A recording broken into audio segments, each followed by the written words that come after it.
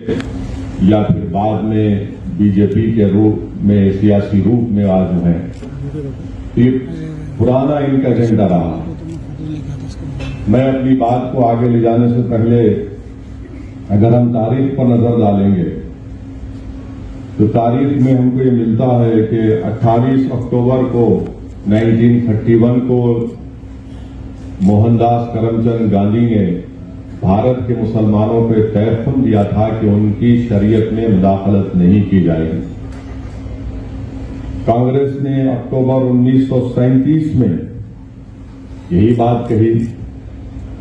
नेहरू ने अप्रैल 6, 1937 को यही बात कही। फिर 1966 17 मई को लोकसभा में जो उस वक्त के लॉ मिनिस्टर थे जनाब जीएस पाठक साहब ने यह कहा, मैं अंग्रेजी में पढ़ के तर्जुमा करूंगा, कि personal laws are mixed up with religion and that we can not coerce people to accept our views about the religion and customs.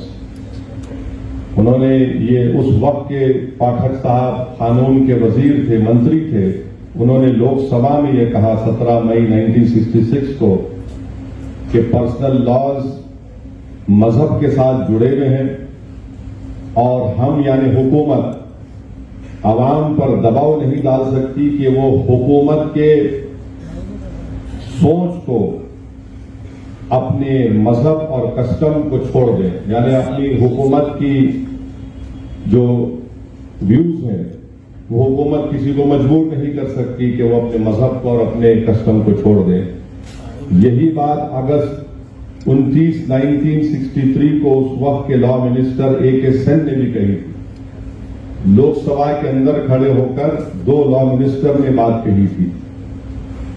अब यहां पर बार बार यह कहा जाता है कि जैसा कि अभी यहां पर जिक्र किया गया, मुफ्ती साहब ने कहा कि हमारे वजीर आजम ने कहा कि कैसे एक घर में 2 कानून रह सकते हैं। मैं इस बात का इकरार करता हूं कि भारत के प्रधानमंत्री सबसे ज्यादा पढ़े लिखे और हम सब थम्स-अप हैं, मगर भारत के प्रधानमंत्री को शायद ये नहीं मालूम कि इस मुल्क में आज भी नॉर्थ ईस्ट में एक ऐसा स्टेट है जहां पर क्रिमिनल प्रोसीजर एक्ट अभी भी अप्लाई नहीं होता, सीआरपीसी अभी भी अप्लाई नहीं होता। इस मुल्क में आज भी ऐसे कवानीन है कि मुफ्ती इस्माइल साहब मालेगांव से निकलकर अरुणाचल प्रदेश नहीं जा सकते जब तक कि उनको परमिट नहीं दिया जाता। हमारे वतन अजीज में ये भी कानून है कि कोई भी औरंगाबाद से उठकर हिमाचल प्रदेश की एग्रीकल्चर जमीन नहीं खरीद सकता। हमारे मुल्क में हमने यह कानून बनाया कि अगर कोई बड़ा मल्टीनेशनल कंपनी होगा तो वो अगर उन किसी कंपनीज में कॉन्ट्रैक्ट पर इख्तलाफात हो गए तो हम उसका फैसला आर्बिट्रेशन के जरिए सिंगापुर में करेंगे। ये हमने कानूनी सहूलत दी कि अगर 2 कंपनीज में झगड़ा होगा तो हम इसका फैसला सिंगापुर में करेंगे। अब देश के प्रधानमंत्री ये जानते हैं या नहीं जानते हैं मेरे को नहीं पता है, मगर ये मौजूद है। और नागालैंड और मिजोरम को तो हमने आईन में 371 का जिक्र कर दिया।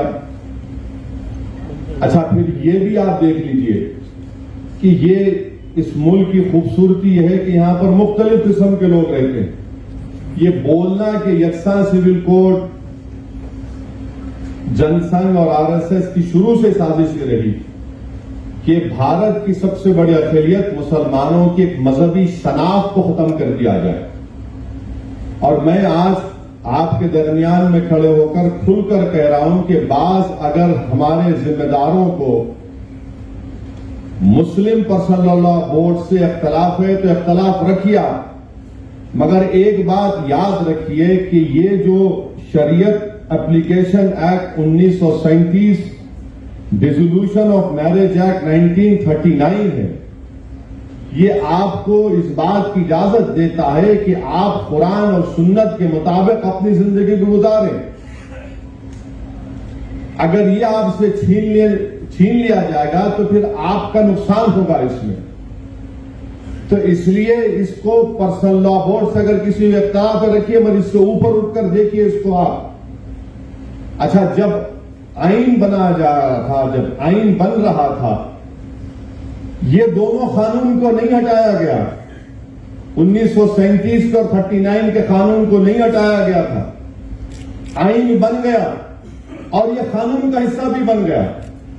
तो जो बात अंबेडकर और उस कमेटी में आईन बनाने वालों ने नहीं सोची, आज भारतीय जनता पार्टी सोच रही है। और मेरा मानना यह है कि मैंने शुरू से कहा और आज भी कह रहा हूं कि अंबेडकर से बड़ा संविधान को समझने वाला आज तक कोई पैदा नहीं हुआ, ना पैदा होगा। ये एक बात। अब जो अहम बात यह है कि ये बोला जाता है कि दुनिया में कहां पर है दो कानून, बताओ आप। तो हम उन लोगों को बताना चाह रहे हैं जो भारत के लोगों को बेवकूफ समझते हैं। इंग्लैंड में जाइए, आपने पढ़ा हो इंग्लैंड में। इंग्लैंड में दो क्रिमिनल लॉ है, एक स्कॉटलैंड का है, एक इंग्लैंड का है। क्या मुल्क कमजोर हो गया? फिर बोलते नहीं यहीं पर तुमको पर्सनल लॉ है। नहीं, गलत। पड़ोस में श्रीलंका है, वहां पर पर्सनल लॉ है, श्रीलंका में है। अच्छा, फिर आप दुनिया में बोलते कहां है बताओ। आपको जानकर हैरत होगी कि इजराइल में, इजराइल के जो इजरायली मुसलमान हैं, वहां के शहरी, उनको पर्सनल लॉ उनका है, उनका चलने की इजाजत है। फिर सिंगापुर में है। अब आप बताइए, फिर ये बार बार ये झूठ फैलाया जाता है कि नहीं सिर्फ भारत में इनकी तुष्टीकरण हो रही है। ये नहीं है। अब मैं आपके सामने जो बातें रखना चाह रहा हूं कि ये यूनिफॉर्म सिविल कोड से सबसे ज्यादा अगर तकलीफ होगी तो हमारे हिंदू भाइयों को होगी। और वो क्यों होगी मैं बताता हूं आपको। मैं कानून का हवाला देकर, क्योंकि बहुत सी बातें कही गई हैं, मैं कानून का हवाला देकर हमारे हिंदू भाइयों को और बहनों को पैगाम देना चाहता हूं कि आपको एक सहूलत दी गई है। हिंदू मैरिज एक्ट 1955 में सेक्शन 5, सबसेक्शन 4 और सबसेक्शन 5 में, उसमें यह कहा गया कि शादी उन लोगों में नहीं हो सकती जिनमें सपिंडा रिलेशनशिप हो, मगर आगे जाकर कहा गया however there is an exception carved out if there is a custom or usage. यानी आप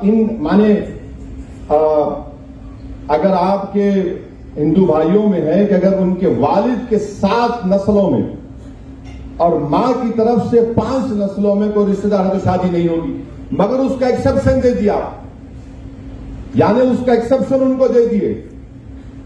अब आप ये एक्सेप्शन खो देंगे, क्योंकि जब यूनिफॉर्म सिविल कोड अगर आएगा तो एक्सेप्शन कैसा मिलेगा आपको?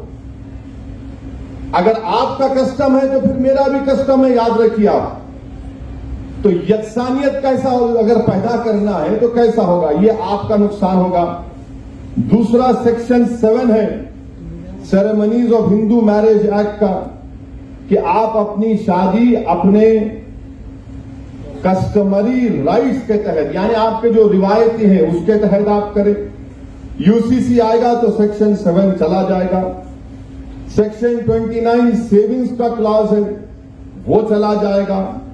और सेक्शन 2 सबसेक्शन 2 है जो शेड्यूल्ड ट्राइब्स को एग्जाम करता है, उनको ये कहा जाता है कि उसमें कहा गया कि Hindu marriage act scheduled tribes पर अप्लाई नहीं होगा, तो फिर ये हमारे शेड्यूल्ड ट्राइब्स भाइयों का भी नुकसान होगा। फिर सेक्शन 3 का डेफिनेशन है जिसमें ये बताया गया कि कस्टम एंड यूसेज क्या है, वो आपसे चला जाएगा हमारे हिंदू भाइयों से। और तमिलनाडु के हमारे हिंदू भाइयों को मैं कहना चाहूंगा कि Hindu marriage Tamil Nadu amendment act 1967, इसमें अंग्रेजी में पढ़ता हूं, सेक्शन 7 उसमें डाला गया 1955 के कानून में क्या कहा गया, introduce a special provision regarding सूया मरिताई एंड सितुराता मैरिजेस, और उनके जो कस्टमरी रिचुअल्स हैं उसके तहत करेंगे। अब जब यूनिफॉर्म सिविल कोड लाया जाएगा तो आप इस चीज से महरूम हो जाएंगे तमिलनाडु में। फिर हिंदू सक्सेशन एक्ट पर आ जाइए आप। हिंदू सक्सेशन एक्ट ये कहता है कि सेक्शन 5, ये देखिए सेक्शन 5 आप लूज कर देंगे। माने अगर किसी को एक स्टेट है, किसी को एक को दे दिया एक आदमी को, और इसका मिसाल दे रहा हूं, बीजेपी के जो शाही खानदान के लोग अभी बीजेपी मध्य प्रदेश में हैं, भाई और उनके मरहूम भाई और बहनों में आज भी कानूनी केस चल रहा है। नाम लूंगा तो फिर मीडिया वाले 6 बजे से मेरा निकाह शुरू करेंगे, तो अक्लमंद को इशारा काफी है। तो ये कानून अगर आप यूसीसी आएगा तो हिंदू सक्सेशन एक्ट 1956 का सेक्शन 5 चला जाएगा आपका। और फिर आप आ जाइए section 6 devolution of interest in को पर्सनरी प्रॉपर्टी, ये भी गायब हो जाएगा। इससे नुकसान हमारे हिंदू भाइयों को होगा। क्यों होगा? क्योंकि जॉइंट हिंदू फैमिली में को पर्सनरी है वो ज्यादातर मिताक्षरा कानून पर है। अब मुसलमानों को समझने की जरूरत है कि हमारे हिंदू भाइयों में 2 स्कूल ऑफ थॉट है, एक दया भागा है, एक मिताक्षरा है। तो अब ये होगा तो फिर ये मिताक्षरा के स्कूल ऑफ थॉट से आप लोग महरूम हो जाएंगे। और फिर हिंदू अनडिवाइडेड फैमिली, यानी अगर कोई हमारे हिंदू भाई को सहूलत दी गई है सिवाय सिर्फ हिंदू भाइयों को कि वो अगर कोई बिजनेस शुरू करे, कारोबार, अगर हिंदू अनडिवाइडेड फैमिली में उनको टैक्स से रिबेट मिलता है इनकम टैक्स में।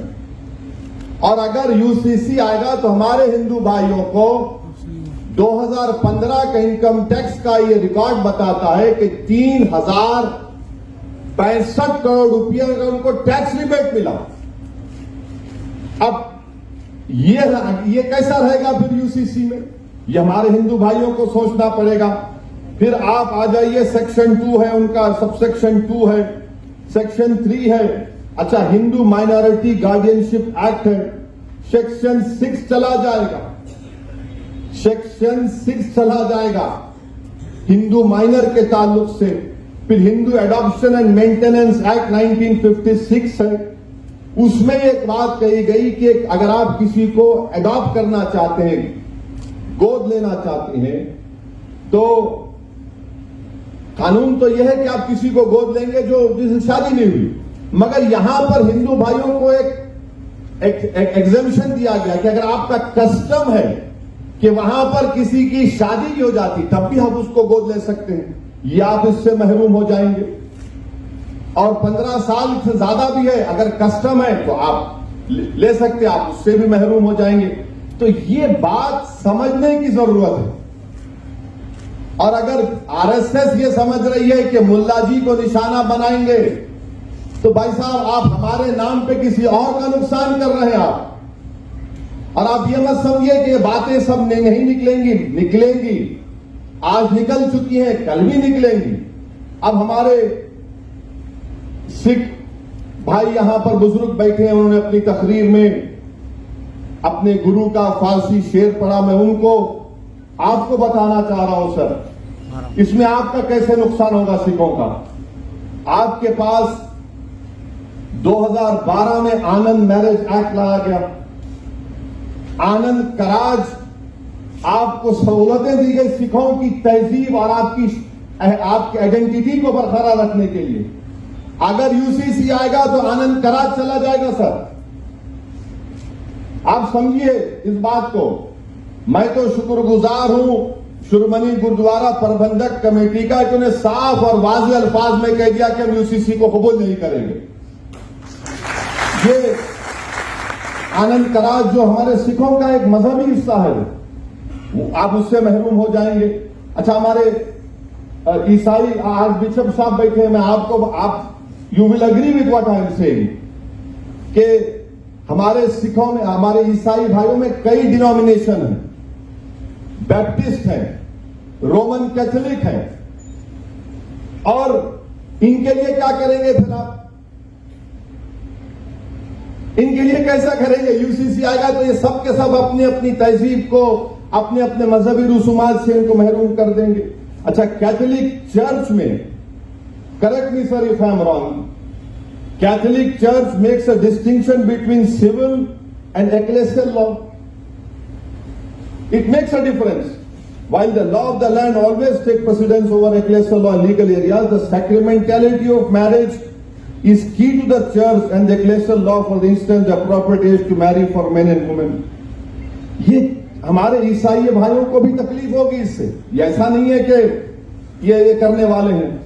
अच्छा, फिर आप दूसरा देख लीजिए। अब आप और एक बात सुनिए, मेघालय में एक अलग तरीका है जायदाद देने का। नॉर्थ ईस्ट में बास कबायली ऐसे हैं, आदिवासी ऐसे हैं कि छोटी बेटी को बाप की जायदाद मिलती। अब इनका तो घर में कोई है ही नहीं, इनको मतलब ही नहीं, कर दो।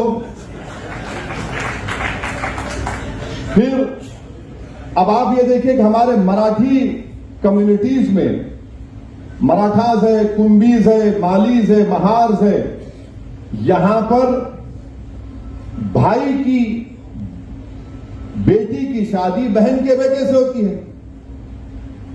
आप निकाल देंगे क्या इसको? बोलो आप। अच्छा, फिर ये क्रॉस कजन शादियां होती गोंड में और हमारे आदिवासी में जो फिल्स है नॉर्थ और सेंट्रल इंडिया में। अच्छा, फिर आप देखिए कि झारखंड में छोटा नागपुर टेनेंसी एक्ट है जो जमीन की जो हुकूक है आदिवासियों की, उसकी हिफाजत करता है। अमित शाह तो बोल रहे हैं कि नॉर्थ ईस्ट के जितने आदिवासी हैं, ट्राइब्स हैं, उनको मुस्तस्ना रखेंगे, मगर झारखंड के आदिवासियों का क्या होगा? कानून है जमीन का, छोटा नागपुर टेनेंसी एक्ट 1908 का। फिर एक और कानून है provisions of Panchayat extension to schedule areas act 1966, जो सेल्फ गवर्नेंस देता है और ये कहता है कि तुम पंचायत में सेल्फ गवर्नेंस करो और तुम्हारे जो रिवायती ग्राम सभा है, यानी फिर रिवायती, यानी इनका कल्चर आगे, उससे आप महरूम हो जाएंगे। तीसरी बात यह कि झारखंड में संताल परगानेस टेनेंसी एक्ट है 1949, जो झारखंड के संताली कबाइलियों की जमीन की हिफाजत करता, आप उससे महरूम हो जाएंगे। आपको समझना है कि नरेंद्र मोदी कहां से आ रहे हैं। दिखा तो रहे हैं कि मुसलमान को सबक सिखाएंगे, मगर नुकसान देश का होने वाला है। नुकसान देश की प्लुरलिज्म को होगा, इज्तिमाइयत को होगा। जो काम हमारे बुजुर्गों ने नहीं किया, आप करने जा रहे हैं। तो इसीलिए यकसा सिविल कोड भारत के लिए ठीक नहीं। और फिर हमारे बाज मुसलमान हैं, जमहूरियत है, आपको राय रखने का अख्तियार है, मुझे भी राय रखने का अख्तियार है। और जो लोग आज नरेंद्र मोदी के इशारों पर कठपुतली बनकर नाच रहे हैं, मैं तुमको सरकारी मुसलमान को कहता हूं। अच्छा, बात तो खड़े होकर बोलते क्या बोल रहे हैं लोग, कहां है कुरान सुन्नत में? तो इन लोगों के लिए उलेमा काफी है जवाब देने के लिए। एक शायर ने बड़ा अच्छा कहा इनके बारे में, इन गुलामों का यह मसलक है कि नाकिस है किताब। इन गुलामों का यह मसलक है कि नाकिस है किताब, कि सिखाती नहीं मोमिन को गुलामी की तारीफ। ये वो लोग हैं। और किसी शायर ने एक जगह पर अच्छा कहा, खुद बदलते नहीं कुरान को बदल देते हैं, हुए किस दर्जे के फकीयान हरम बेतौफीक। ये वो लोग हैं। अब आप देखेंगे दिल्ली में एक फंक्शन होने जा रहा है, ये रंग बिरंगी कपड़े पहन के पूरे पहुंचने वाले हैं। रंग बिरंगी कपड़े, एक एक रंग का एक एक रंग में जमे हुए हैं लोग, मगर इनका रंग, इनका दिल बीजेपी से मिला हुआ। वहां पहुंच के बोलेगा डरने की कोई बात ही नहीं है। मैं उन लोगों से भी बड़ी साफ तौर पर कहना चाह रहा हूं, याद रखो, शरीयत रास्ता है, तरीकत मंजिल है। शरीयत पर कोई कॉम्प्रोमाइज नहीं किया जा सकता। अगर कोई अब कह रहा है कि मैं सूफिज्म को, तरीकत को मानता हूं, तो फिर जुनैद बगदादी ने रहमतुल्लाह अलैह ने क्या कहा था? जुनैद बगदादी रहमतुल्लाह अलैह ने कहा था कि सूफी वो है जो दुनिया में मर गया और अल्लाह के लिए जिंदा है दुनिया में। अब ये लोग, अब दिल्ली में होने जा रहा है एक प्रोग्राम, ये सरकारी मुसलमानों का, ये पूरे बैठेंगे और कोई फिक्र की बात नहीं है। अरे तुम इतने बड़े बड़े आस्थानों से आते हो, तुम इतनी बड़े बड़े औलिया अल्लाह के आस्थानों से आते हो, अरे बादशाहों के महल वीरान हो गए, बर्बाद हो गए, मगर वो आस्थानें आज भी आबाद है। क्यों आबाद है? क्योंकि वो जो लोग थे उन्होंने दुनिया को तर्क किया, अल्लाह की मोहब्बत को सामने रखा, रसूल अल्लाह सल्लल्लाहु अलैहि वसल्लम से ढूंढकर हर चीज से ज्यादा मोहब्बत की, क्योंकि आज दुनिया उनको याद रखती है। मगर आज दिल्ली में आप जाएंगे और आप बोलेंगे नहीं, कोई परेशानी की बात ही नहीं है, कुछ भी नहीं है। मेरे दोस्त, आपको अगर ये हुकूमत की खुशामद करना है करिए, मगर एक लाइन डालिए, उससे आगे मत जाइए आप। अच्छा, और एक बात मैं आपको बताकर, क्योंकि असर का वक्त होने वाला है। हाँ बिल्कुल, आप पंचवक्ता नमाजी नजर आ रहे माशाअल्लाह। अच्छा, बहुत अच्छा, वेरी गुड। मेरे लिए दुआ करना भाई, गुनाहगार हूं। दुआ यह करना कि अल्लाह जबान में और तेजाबगी दे। अच्छा, ये अब मुसलमानों को निशाना बनाते, हर टीवी प्रोग्राम अब देखो यक्सा सिविल कोड का होता, क्या दिखाते टीवी पे? बुरखे में जा रहे हैं बहन हमारी बेटी, अरे मुसलमान टोपी पहन के जा रहा, इनको ऐसा है, ये बड़े तकलीफ में है, इन पे जुल्म किया जा रहा है, जायदाद में हिस्सा नहीं दिया जा रहा है। मैं चैलेंज के साथ कह रहा हूं, दुनिया में अगर सबसे पहले किसी ने किसी महिला को जायदाद में हिस्सा दिया तो वो रसूल अल्लाह सल्लल्लाहु अलैहि वसल्लम इस्लाम है। इस्लाम ने कहा दो औरत को जायदाद में हिस्सा दो। नहीं, मगर आप टीवी पे दिखाते बड़ा जुल्म हो रहा। अरे ये बिल्किस बानो का जुल्म तुमको याद नहीं आया? बिल्किस बानो को तुम भूल गए? ये जो बच्चों को जो नासिक में गाड़ी से उतारकर मॉब लिंचिंग करके मार दिया गया, उनकी कमजोरी तकलीफ याद नहीं आई तुमको? जिन बच्चियों को हिजाब पहन के जा रहे हैं उनका हिजाब खींचा जाता है, वो तकलीफ याद नहीं आई आपको? अब ये बताना है कि देखिए मुसलमान, अरे मेरे दोस्त, सच्चाई ये है। और फिर और एक बात कि मुसलमान बहुत शादियां करते, कहां है रिकॉर्ड? बताओ कितने शादियां हम करें, बताओ, निकाल के बताओ ना, कितने शादियां मुसलमान करे, कितने शादियां हमारे हिंदू भाई करे, कौन कौन से कितने करे बताओ। अच्छा, जो करे उनके साथ उनकी जोरू नहीं रहती।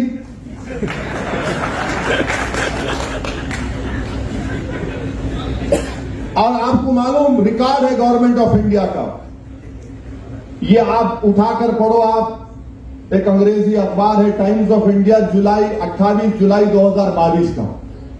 हजरत गूगल पर जाइए, बहुत लोगों को शौक है आजकल रिलीजन, दीन वहां से सीख रहे, उलमाओं के पैर के पास बैठ के नहीं सीख रहे, इसलिए मनचले निकल रहे। तो 28 जुलाई 2022 का टाइम्स ऑफ इंडिया ये कहता है कि 2 बीवियां 1.9 मुसलमान में है, ये 2019 का डेटा है, हिंदू भाइयों में 1.3 है और दीगर कौमों में 1.6 है। यानी ये जो परेशानी 2 बीवी की है सिर्फ हमारी नहीं है, दूसरों के भी है। और हिंदू और मुसलमानों में 0.6 का फर्क है। अब आप बोलेंगे कि भाई अब बताओ, फर्क बताओ, 100 दिन ओवैसी मुसलमान की दूसरी बीवी रही और दूसरों की दूसरी बीवी रही, तो क्या फर्क है? फर्क यह है कि वो मेरी बीवी है और दूसरों में बीवी नहीं है। फर्क यह है कि उसको मेंटेनेंस मिलता, फर्क यह है कि उसको अपने रहने के लिए घर मिलता, यह फर्क है। अच्छा, फिर आप बोलेंगे कि हमने मुल्क में कानून बना दिया, चाइल्ड मैरिज एक्ट बना दिया। बिल्कुल बनाया, मगर क्या यह सच नहीं है कि चाइल्ड मैरिज एक्ट में 84% चाइल्ड मैरिज होती है हमारे हिंदू भाइयों की? कानून तो आप बना दिए। अच्छा, ऊपर से और एक बात देखो, जब चाइल्ड मैरिज हो जाती है, मैरिज खत्म नहीं होती, वॉइड होती है, वॉइड होती है। यही तो हम बता रहे हैं। हम ये नहीं कह रहे कि मुसलमानों में कमजोरियां नहीं है, यकीनन जहेज की लानत है जैसा सब जगह पर है, यकीनन हमारे बहनों को बच्चों को और उठाना है जैसा कि सब जगह पर है, मगर आपको सिर्फ इस बात की फिक्र है, आप हमारी शनाख्त को हमसे छीनना चाहते हैं, और कुछ नहीं है आपका। रिजर्वेशन आप नहीं देना चाहते, नहीं मजहब के नाम पे नहीं देते, मगर मजहब छीन के हमको ताकतवर बनाना चाहेंगे आप। रिजर्वेशन तो महाराष्ट्र में नहीं देंगे, नहीं मजहब के नाम पे नहीं दे सकते, मगर हम मजहब की शनाख्त छीन के तुमको ताकतवर बनाएंगे। ये कौन सी मिसाल है बताइए आप। और फिर आप ये भी देख लीजिए कि 2000 से 2019 तक फीमेल इन्फेंटिसाइड, यानी अगर किसी खातून के पेट में मालूम हो जाए कि बेटी है, तो 2000 से लेकर 2019 तक 86% बच्चियां मिसिंग हैं। यानी उत्तराखंड की जितनी आबादी है, करीब उतनी आबादी उतने बच्चियां मिसिंग है। कौन जिम्मेदार है उसका बोलो आप? कानून तो हम बना दिए। अच्छा, सेक्स रेशियो आप देखो मुसलमानों का दूसरे रिलीजन के साथ, सबसे अच्छा सेक्स रेशियो मुसलमानों का है। तो ये चीजें हमको आपको समझने की जरूरत है। मध्य प्रदेश में हमारे आदिवासी, शहरी आदिवासी खड़े हुए वो। अच्छा, मैं चाहूंगा कि देवेंद्र फडणवीस जरा महाराष्ट्र के ट्राइबल एरिया में जाके बात करें यूसीसी की। शिंदे चले जाए, अब तो 3 in 1 हो गए, अजीत पवार भी चले जाए। महाराष्ट्र के आदिवासी एरिया में जाके बोले हम लाएंगे, देखो क्या नतीजा निकलता वहां पे। करो, छत्तीसगढ़ में जाके बोलो, अब इलेक्शन है 3-4 महीने में। राजस्थान के कबायलियों को बोलो, आप आदिवासियों को। हम यही बताना चाह रहे हैं कि ये जो भारत की खूबसूरती जिसका जिक्र इम्तियाज जलील साहब ने किया, यही खूबसूरती है भारत की। बार बार बोलते अमेरिका में ऐसा है कि अमेरिका में, अरे अमेरिका में ये कल्चर है। अमेरिका में इतने कल 2000 से 3000 कितने कल्चर है? नहीं है। अच्छा, अमेरिका में हर स्टेट में उसका अलग कानून है, मगर फिर भी अमेरिका ताकतवर है। या उल्टा बोलते, भारत के वजीर आजम बोले कि एक मुल्क में, एक घर में 2 कानून कैसा रहेंगे। तो ये बातें इसको समझने की जरूरत है। और अगर नहीं समझेंगे तो फिर आप मुल्क को कमजोर करना चाहते हैं। और फिर किसी एक टीवी चैनल पे बोले कि हम एक सर्वे करें, 8000 औरतों का सर्वे करें। अरे दीवाने, मुस्लिम पर्सनल लॉ बोर्ड ने 4,80,00,000 लोगों का सर्वे ओपिनियन लेके सीडी में 21 लॉ कमीशन को दिया, और तुम 8,000 की बात कर रहे हो। उस 4,80,00,000 में आधे हमारी बहनें हैं, बेटियां हैं, जिन्होंने रद्द किया कि हमको यकसा सिविल कोड नहीं चाहिए। अब आप बता रहे हैं। तो ये मकसद एक ही है कि भारत के इस खूबसूरती को हमेशा के लिए प्लूरलिज्म खत्म करके रख दिया जाए। भारत के वजीर आजम क्या बोलते हैं कि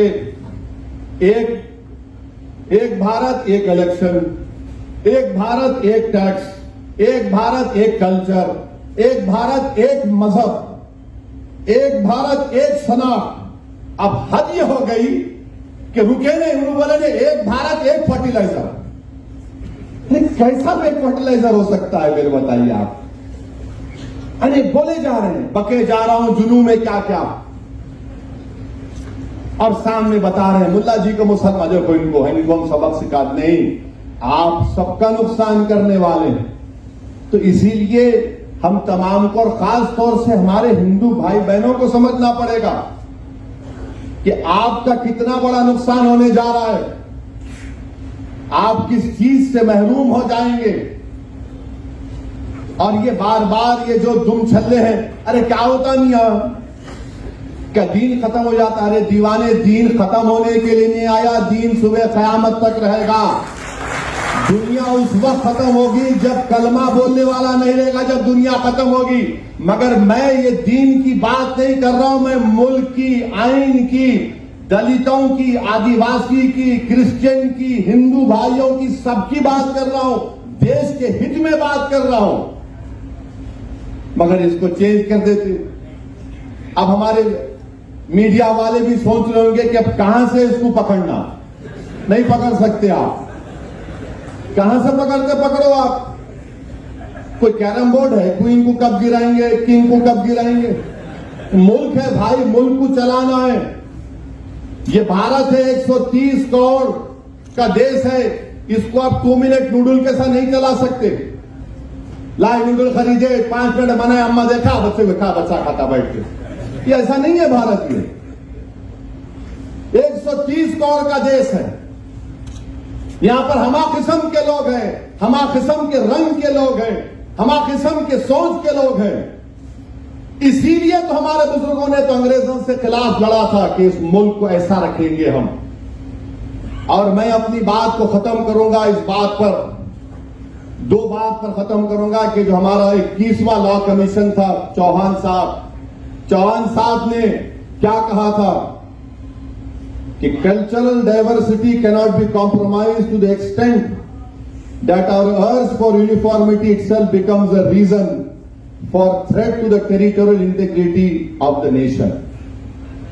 जस्टिस चौहान साहब 21वीं लॉ कमीशन के चेयरमैन थे। उन्होंने कहा कि कल्चरल जो डाइवर्सिटी है, इस मुल्क की जो खूबसूरती है, उसको कॉम्प्रोमाइज इस हद तक नहीं किया जा सकता यूनिफॉर्मिटी के नाम पर कि ये हमारे भारत की टेरिटोरियल इंटीग्रिटी के लिए खतरा बन जाए। ये सुप्रीम कोर्ट का जज कह रहा है, बीएस चौहान साहब कह रहे हैं।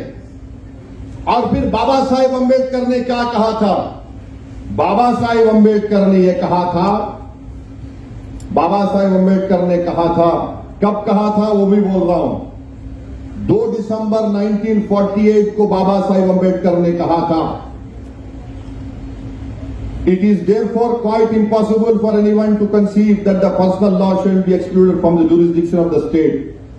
Having said that, I should also like to point out that all the state is claiming in this matter is a power to legislate. और आप देखिए यहां पर बाबा साहिब ने क्या कहा, There is no obligation upon the state to do away with personal laws.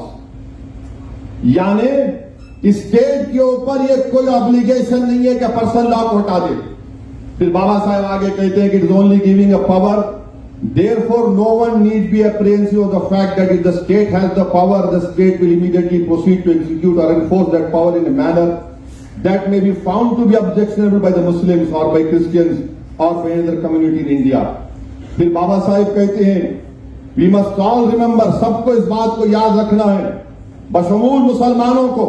माने बाबा साहब कह रहे हैं अंदर पार्लियामेंट में जब आइन बनाया जा रहा था, including members of Muslim community who spoke on this subject, that though one can appreciate their feelings very well, that sovereignty is always limited, no matter even if you assert that it is unlimited, because sovereignty in the exercise of that power must reconcile itself to the sentiments of different communities.